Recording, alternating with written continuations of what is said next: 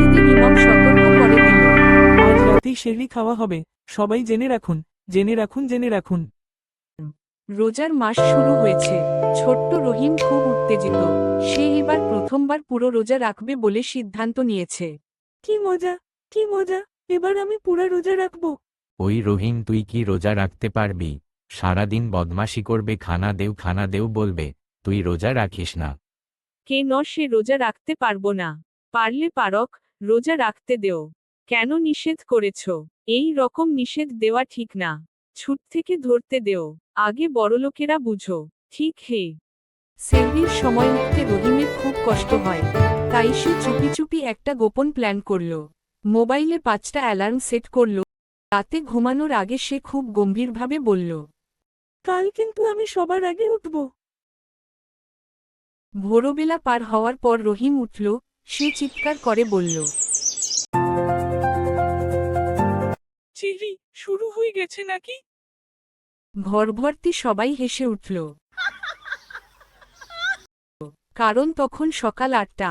সেহরির সময় অনেক আগেই শেষ। রহিম একটু মন খারাপ করল, কিন্তু তার আব্বু বললেন, কোনো সমস্যা নেই, চেষ্টা করাটাই বড় কথা।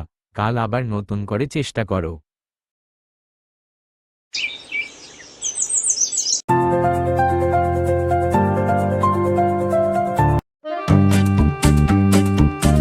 সবাই উঠে যাও, এখন সেহরির সময় হয়ে গেছে। পরের দিন রহিম ঠিক করল, এবার সে আব্বুর পাশে ঘুমাবে। সেহরির সময় আব্বু যখন উঠলেন, রহিমও উঠে পড়ল।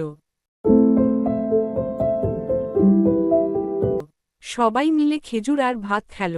রহিম খুব খুশি। ইফতারের সময় রহিম বলল, আজ আমি আসলেই বড়দের মতো রোজা রেখেছি। তার আম্মু হাসতে হাসতে বললেন, রোজা শুধু না খেয়ে থাকা না, ধৈর্য আর ভালো কাজ করাও রোজার অংশ। সেদিন থেকে রহিম শুধু রোজা রাখাই না,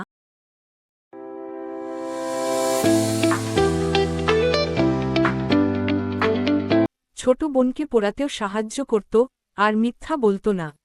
উজ্জ্বল তারা শিক্ষা, চেষ্টা করলে আর ধৈর্য ধরলে সফল হওয়া যায়। নতুন নতুন গল্প পাওয়ার জন্য চ্যানেলটি সাবস্ক্রাইব করুন।